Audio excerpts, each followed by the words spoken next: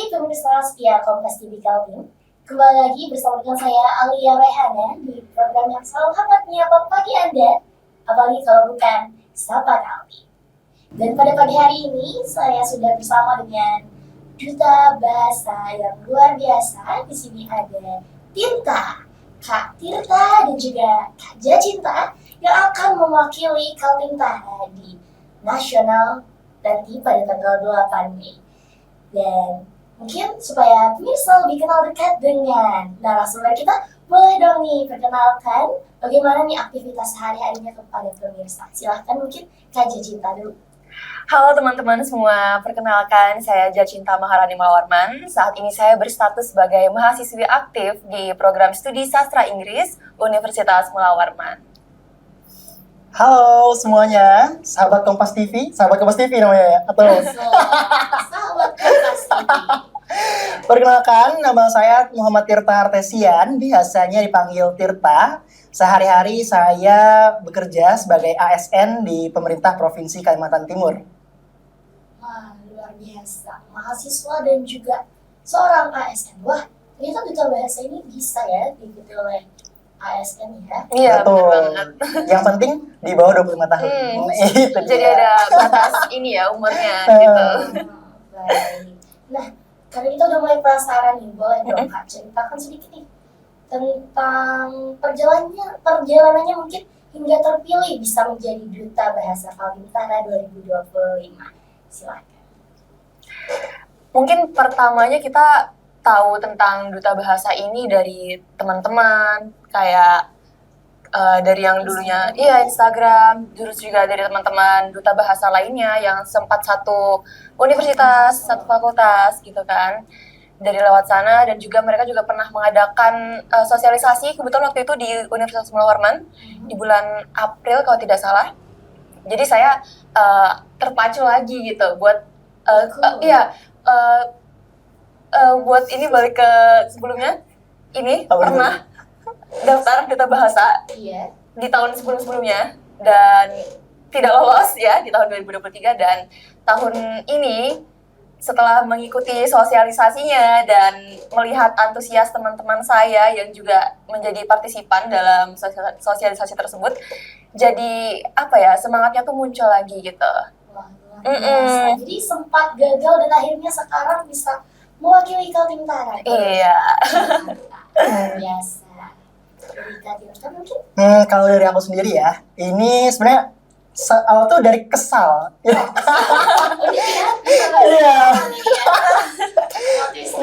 Lebih tepatnya tuh waktu itu sebelum duta bahasa pembukaan pendaftaran ya, saya tuh sempat ngajarin adik saya. Kebetulan adik saya tuh di Banjarmasin.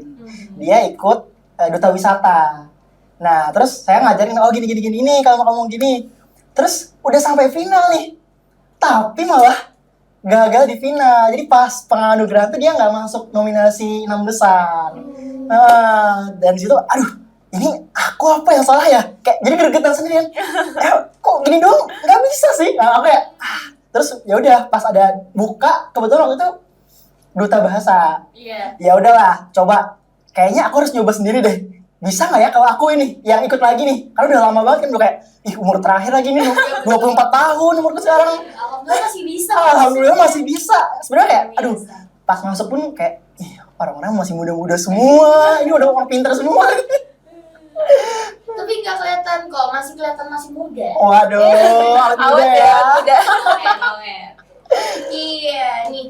Gimana nih rasanya Kak Tirta dan juga Kak Jacinta bisa mengemban amanah sebagai duta bahasa, terutama mewakili Kaltimtara di tingkat nasional? Yang pastinya bangga sekali ya, karena sudah diberikan kepercayaan oleh bukan hanya pihak Balai Bahasa, tapi teman-teman lainnya juga, sehingga ada rasa kepuasan tersendiri gitu, kayak bisa membuktikan ke diri yang di masa lalu kalau ternyata sekarang sudah menjadi orang yang lebih baik dan bahkan bisa mewakili Provinsi Kalimantan Timur begitu. Luar biasa. Nah, ini kalau dari saya sebenarnya, pas saya berhasil menang kayak, kok bisa? kok bisa sih aku menang gitu, dan kayak, ini orang-orang pintar-pintar banget, ada yang bisa 5 bahasa kayak gitu, dan alhamdulillah bisa menang, dan kayak itu membuktikan kayak berarti aku nggak salah nih sama adekku. Biasanya aku udah melakukan yang terbaik. Tapi jujur sebenarnya dalam hati juga senang banget kayak bisa mewakili pemerintah Provinsi Kalimantan Timur. Ini kan cukup membanggakan ya untuk saya sebagai ASN di sini bisa mengangkat nama dari ASN di Duta Bahasa ini. Luar biasa. Oke, nah ini kan sudah mendekati keberangkatan menuju ke Jakarta. Bagaimana nih persiapan kalian menjelang ajang Duta Bahasa Nasional? Kita udah melakukan beberapa persiapan. Yang pertama itu ada juga bimbingan dari pihak Balai Bahasa dan juga Ikatan Duta Bahasa Kalimantan Timur. Lalu juga kita sudah mempersiapkan hal-hal yang diperlukan, contohnya seperti laporan krida kebahasaan, lalu ada juga teknik bicara publik, kemampuan berbahasa asing, tes psikologi, dan lain sebagainya. Dan juga unjuk bakat ya, unjuk talenta untuk tahun ini. Betul, lebih tepatnya mungkin kita juga melakukan persiapannya dengan 3P. Waduh, Apa itu? penasaran kan 3P? Apa itu 3P? P pertama itu persiapan. Nah, betul. Persiapan pertama juga kita membentuk tim, terus kayak kita konsultasi dengan kakak-kakak senior, bagaimana ini dulu di finalnya gimana, Jakarta. Nah, itu pertama persiapan. Terus lanjut lagi ke pelatihan. Nah, pelatihan di sini kita mengikuti banyak nih pelatihan, dari pelatihan pembawa acara, tuh sekalian dapat sertifikasi loh kemarin. Wah, luar biasa. Dan Besar sih. makanya kebetulan banget dan ada pelatihan itu loh Mas Yami itu. Masya Allah. Kita juga dikasih pelatihan dengan Balai Bahasa kebetulan waktu itu. Jadi makin tambahlah pelatihan kita ini. Nah, ini terakhir kita dalam penampilan. P terakhir. Penampilan ini seperti apa? Kita menyiapkan langsung lah istilahnya. Kan ada tadi berbagai macam yang mau dites kan. Nah, penampilan ini kita tampilkan lah di depan kakak-kakak senior, orang-orang balai. Ini gimana nih penampilan kita yang udah kita latih tadi? Luar biasa. Wah, luar biasa ya 3P-nya tuh. Dari persiapan, pelatihan, dan penampilan. Makin menarik aja nih kita ya pembahasannya, tapi kita harus jeda sejenak. Jangan kemana-mana, tetap di Sapa Kaltim.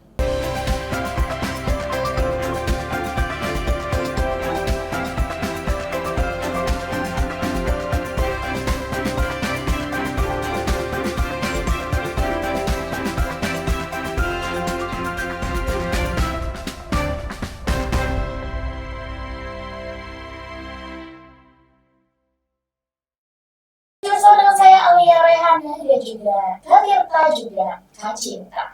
Nah, sebelumnya kita sudah mengenal apa itu Duta Bahasa. Kali ini kita pengen tahu nih apa aja proker dari Duta Bahasa Kaltara 2025. Nah, Kak Cinta, kan kalau di setahu saya kalau proker di Dubas itu disebut krida tuh. Iya, benar. Nah, iya, krida. Nah, krida yang kakak jalankan ini kan jaga bahasa di IKN. Iya. Nah, itu bisa boleh dijelaskan seperti apa krida ini dan apa tujuannya? Boleh? Jaga Bahasa sendiri itu adalah singkatan dari jelajahi dan gaungkan bahasa. Jadi di sini kita menyediakan wadah kolaboratif antara masyarakat dan juga instansi pemerintah, dan kita memberikan wadah untuk masyarakat memberikan pendapat mereka mengenai objek-objek lanskap yang ada di IKN, apakah sudah menggunakan bahasa Indonesia yang baik dan benar atau belum. Dan kita juga berdasarkan kepada Permendikdasmen nomor 2 tahun 2025, yaitu tentang pedoman pengawasan penggunaan bahasa Indonesia di ruang publik. Begitu. Betul. Dan nih Kak, ada juga saya lihat ini artikel dengan judul Senok Filosofili ya. Duta Bahasa dan Masa Depan Pendidikan Indonesia. Apa pesan utama yang ingin disampaikan lewat tulisan tersebut? Oke, mungkin saya mungkin mau menambahkan yang sebelumnya lagi ya. Sambil jadi mungkin di Jaga Bahasa sendiri kita berkolaborasi tadi dengan Otorita IKN, Balai Bahasa, dan juga masyarakat. Artinya ini adalah program yang menghidupkan partisipasi masyarakat. Dan di Jaga Bahasa sendiri itu sudah bagus banget, tayangan di Jaga Bahasa itu sudah mencapai 28.000 kalau sekarang ya. 28.000 ya? Kalau sekarang posisinya 28.000 per hari ini. 28.000 tayangan dan 499 interaksi. Itu luar biasa banget. Jadi kayak masyarakat aktif lah intinya berkomentar, antusiasme tinggi. Artinya Jaga Bahasa sendiri bisa berkelanjutan, dan bahkan ketika kita melakukan audiensi ke IKN itu hasilnya cukup memuaskan karena kita didukung untuk bisa melakukan pemilihan Duta Bahasa Nasional 2026 di IKN. Luar biasa. Keren nggak tuh? Kita bisa membawa, betul. Jadi kita membawa Jakarta ke IKN pemilihannya. Luar biasa ini. Wah. Mungkin ke Xenoglosopia, kembali lagi ke situ. Ini sebenarnya menarik ketika kita jadi narasumber di satu forum namanya Sumbu Tengah waktu itu. Itu ada seorang guru yang bercerita, namanya Bu Guru Alma. Nah, beliau ini waktu itu menjelaskan kata sahabat kepada anak-anak muridnya. Tetapi pas dijelaskan kata sahabat itu dengan kata-kata yang normal ya, kayak teman dekat, itu nggak ada yang paham anak-anaknya. Tapi uniknya ketika dijelaskan memakai kata-kata yang kayak ginian lah, kayak bestie, itu langsung paham. Wah. Berarti ini krisis banget bahasa Indonesia. Itu dia. Nah, Jacinta. Ini Jacinta nih yang lebih tahu nih gimana xenoglosophilia. Boleh nggak dijelasin? Jadi xenoglosophilia itu lebih ke seringnya penggunaan bahasa asing. Kita lebih bangga menggunakan bahasa asing ketimbang bahasa kita sendiri. Mungkin kalau saat ini udah sering ya di kehidupan kita sehari-hari, nggak hanya di lingkup pendidikan, tapi kayak dalam kerjaan segala macam, kita sering menggunakan istilah deadline daripada tenggat waktu, terus juga submit, iya kan? Dan emang kalau dilihat sekarang tuh sepele sih, sepele. Cuma lama-kelamaan ini tuh bisa menggerus, bisa mengikis jati diri kita sebagai bangsa Indonesia, di mana bahasa Indonesia jadinya tidak sesuai dengan tidak bisa mengikuti kemodernan di mata masyarakatnya begitu. Padahal bahasa Indonesia sendiri sangat kaya akan diksi yang penuh makna begitu. Kan orang-orang mungkin mikirnya sekarang tuh bahasa Inggris atau bahasa asing lainnya terdengar lebih estetik gitu ya. Iya, lebih keren gitu. Padahal banyak kok kata-kata figuratif dalam bahasa Indonesia yang maknanya juga sama, lebih sama-sama menyentuh hati dan sama-sama terdengar enak gitu.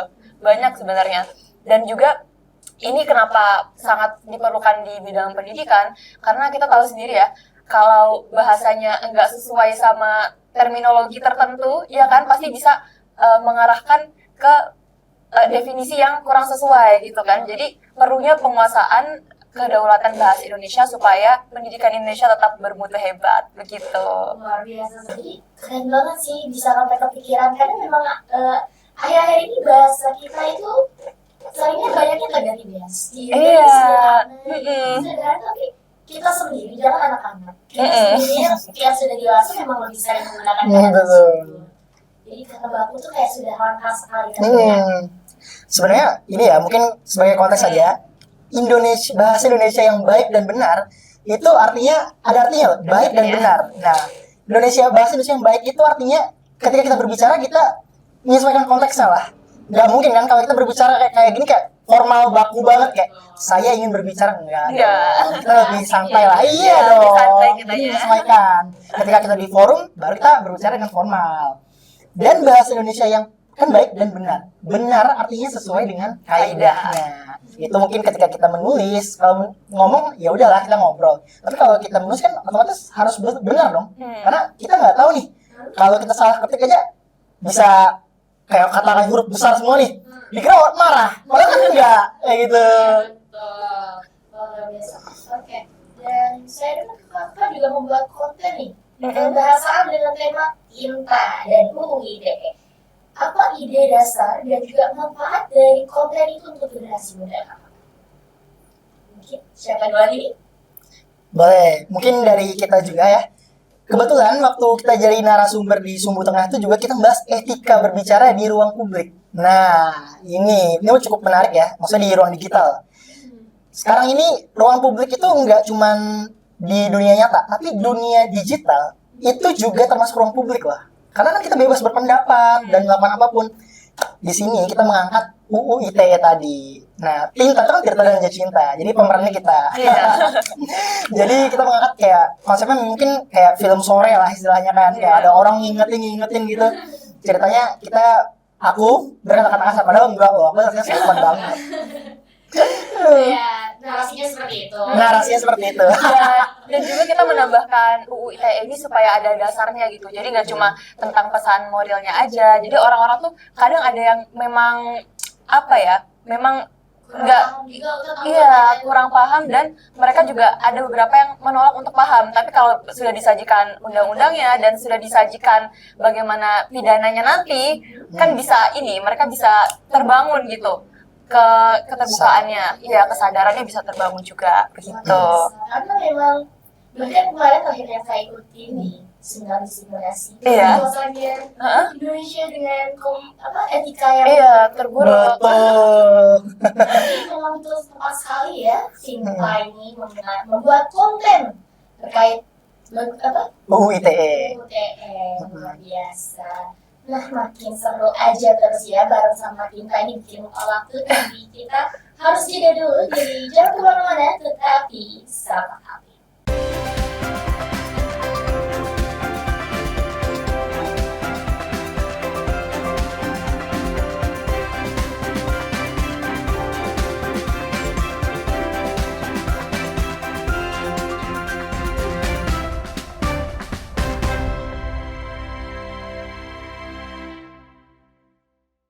Kembali lagi di Sapa Kaltim, masih bersama dengan saya Alia Rehana dan narasumber kita yang luar biasa, Kak Tirta dan juga Kak Jacinta.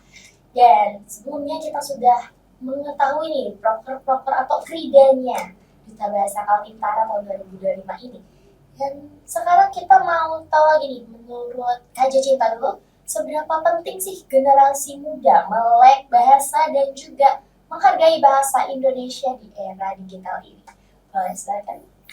Mungkin kita udah tahu ya, bahasa Indonesia itu sudah dirancang untuk menjadi bahasa persatuan jauh sebelum kemerdekaan bangsa Indonesia. Sudah dirundingkan oleh para pemuda di masa lalu di tahun 1928 di dalam Sumpah Pemuda bahwa Indonesia adalah bahasa persatuan kita. Nah, kalau semisal kita tidak bisa mempertahankan janji tersebut, bagaimana untuk kedepannya kita bisa menghadapi tantangan yang akan datang? Apalagi di era globalisasi seperti ini, pastinya banyak pengaruh dari luar dan juga kita harus tetap berpegang pada jati diri kita, di mana kita tetap melihat kepada budaya yang berakar kepada bahasa daerah, tapi juga tetap menguasai bahasa asing sebagai bekal nantinya untuk menghadapi era globalisasi. Jadi ini sesuai sama semboyan yang ada di Duta Bahasa, Trigatra Bangun Bahasa, di mana kita mengutamakan bahasa Indonesia sebagai identitas diri bangsa, lalu melestarikan bahasa daerah, menguasai bahasa asing. Sudah hafal ya? Iya. Karena itu diulang-ulang kemarin. Iya, diulang-ulang kemarin. Oke. Jadi Bang Rita Mungkin tadi sudah disampaikan dengan Jacinta juga, di mana tentunya bahasa Indonesia ini merupakan bahasa utama kita. Baik, yang mana ketika kita berbicara tentang bahasa Indonesia ya, itu sudah menjadi bahasa resmi di sidang UNESCO yang ke-10. Wah, di tahun ini? Di tahun 2023. 2023. Tepatnya 20 November 2023. Oh, Sudah lumayan lama. Nah, ya kan? Artinya kan orang luar aja sudah mengakui bahasa Indonesia loh. Artinya bahasa Indonesia ini hebat banget nih. Iya. Yang mana bahasa Indonesia ini juga menyatukan dari Sabang sampai Merauke kan. Itu loh, di Indonesia ada 718 bahasa. Dan disatukan dengan satu Bahasa Indonesia. Keren banget Indonesia. Luar biasa. Jadi, wah, itu begitu membanggakan sekali dong ya. Bukannya hanya 10 bahasa, betul? Kalau di UNESCO. Kita tuh bahasa ke-10 yang diresmikan. Bahasa ke-10. Jadi, kan masih dalam 10 besar loh itu. Iya. Itu masih membanggakan. Oke, dan apa nih harapan kalian sebagai Duta Bahasa Kaltim-Tara untuk masa depan kebahasaan di Indonesia? Nah, kalau dari saya, ini tentunya masa depan bangsa Indonesia ini kita harus tetap mengutamakan bahasa Indonesia sesuai dengan Trigatra Bangun Bahasa. Kenapa? Karena kita harus bisa menginternasionalisasikan bahasa Indonesia tadi, menjaga kedaulatan bahasa. Dengan kita sering melakukan berbicara bahasa Indonesia, itu kita ibaratnya, kalau orang tahu nih, pacu jalur kan dari Indonesia kan? Iya. Nah, itu kan kemarin banyak banget sampai orang-orang luar negeri juga, wah, apa yang tren itu kan? Pacu jalur. Makanya, jadi kenapa bahasa Indonesia ini kan bisa kita gaungkan lagi kan? Artinya supaya bahasa Indonesia makin dilirik dan bangsa kita dengan adanya bahasa Indonesia makin dilirik, itu artinya kita menjadi bangsa yang besar. Nah, iya, dan itu sangat krusial untuk mempertahankan kedaulatan negara karena yang menyatukan kita itu cuma bahasa Indonesia. Kita tahu sendiri kan, kita tuh berasal dari etnik grup yang berbeda-beda dan juga latar belakang yang berbeda-beda, tapi kita disatukan dengan bahasa Indonesia di antara 718 bahasa tadi, dan yang dipilih adalah bahasa Indonesia. Makanya kita harus tetap menggaungkan bahasa Indonesia dan melakukan internalisasinya tadi, internasionalisasi. Biasa, bahasa yang menjahit kita ya. Iya, Betul. benar. Oke, ini. Dan mungkin ini karena kita tidak terasa sudah berbincang selama 30 menit nih, boleh nih untuk kakak-kakak memberikan ajakan dan motivasi juga nih untuk anak-anak muda agar berani berkarya dan tidak takut menggunakan bahasa Indonesia secara baik dan benar. Silakan. Jadi mungkin dari saya ini lebih ke memberitahu dulu sih. Jadi Krida kita kemarin kan ke IKN. Banyak sentimen-sentimen negatif terkait IKN ini, jadi gedung mangkrak atau apalah kayak gitu. Karena kami sendiri ke IKN, di situ pegawainya sudah banyak dan bangunan itu sudah banyak yang jadi bagus banget IKN. Mungkin dari saya, di IKN itu bukan hanya sekedar membangun bangunan, tapi di IKN itu membangun harapan bangsa Indonesia. Karena IKN ini adalah kota dunia untuk semua, yang nantinya akan pasti berdampak besar bagi Indonesia. Ya, dan juga karena IKN akan menjadi kota dunia, tentunya kita harus berpacu pada jati diri kita tadi, supaya yang kita kan sudah tahu ya, berarti yang datang ke IKN itu bukan hanya orang Indonesia yang berlatar belakang berbeda-beda dari berbagai pulau, tetapi juga global dari tenaga kerja asing lainnya. Dan jangan sampai di negeri kita sendiri, di kota kita sendiri, bahasa kita tidak terpakai, hilang gitu. Untuk lebih menjaga bahasa Betul. Benar. Jadi ajakannya mungkin dari kita semua, marilah mulai dari kita menjaga bahasa kita untuk kita dan untuk bangsa Indonesia. Luar biasa. Nah ya itu, ya di tengah-tengah ini salah satu anak muda, cara efektifnya, cara paling mudahnya adalah kalau mau jaga bangsa, jaga bahasa. Betul. Benar. Oke, terima kasih banyak Kak Tirta dan juga Kak Jacinta. Terima kasih kembali. Ya, karena sudah hadir di Sapa Kaltim. Itu tadi pembicaraan kita yang sangat seru di pagi hari ini ya. Terima kasih banyak Kak Tirta dan juga Kak Jacinta. Mungkin sebelum ditutup, boleh ditutup dengan tadi Trigatra bangun bahasa. Boleh Silakan. diperkenalkan. Oke, boleh ya. Jadi mungkin dari awal dulu, utamakan bahasa Indonesia, Bahasa Malaysia. lestarikan bahasa daerah, Lestarikan bahasa daerah. kuasai bahasa asing. Kuasai bahasa asing. Dan yang terakhir, salam literasi. Luar biasa. Gimana? Udah dapet? Dapat. Boleh ya, kita coba ya. Baik. Trigatra bangun bahasa, Utamakan bahasa Indonesia, lestarikan bahasa daerah, kuasai bahasa asing. Salam literasi. Oke, terima kasih banyak lagi sekali lagi untuk Kak Tirta dan Kak Jacinta. Saya Alia Rayhana, selaku pembawa acara pamit undur diri pada Kak Tirta dan juga Kak Jacinta juga. Sampai jumpa kembali di Sapa Kaltim berikutnya. Assalamualaikum warahmatullahi wabarakatuh.